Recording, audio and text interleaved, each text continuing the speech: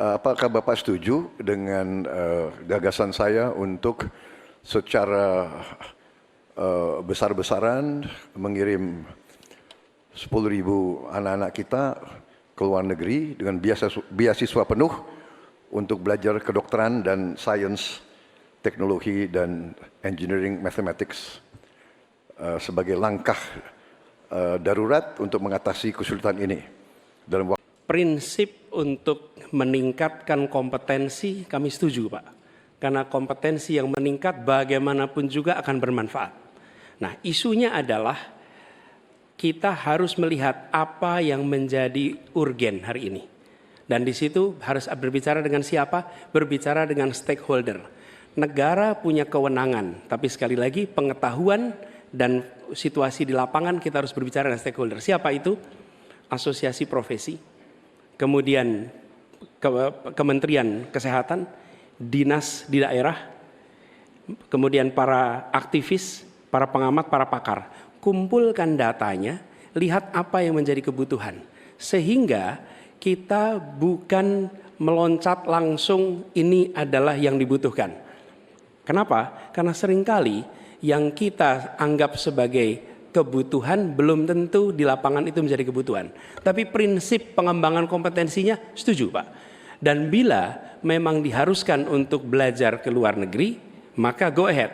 Tapi bila dibalik, profesor yang dibawa ke sini, institusinya dibawa ke sini juga tidak masalah. Karena dengan begitu proses belajar itu akan terjadi. Jadi kami melihat pengembangan kompetensi itu baik. Jangan tapinya memastikan sesuai dengan data yang ada supaya apa yang kita investasikan bisa menjawab kebutuhan. Jadi ada unsur pentingnya, ada unsur urgensinya. Kita kerjakan mana? Yang dapat dua-duanya, yang urgen dan yang penting, supaya hasilnya bisa langsung kita manfaatkan untuk Indonesia. Begitu jawabannya kira-kira. Saya kira Pak Anies, saya kira masalahnya adalah datanya sudah cukup jelas bahwa kita kekurangan 140.000 dokter.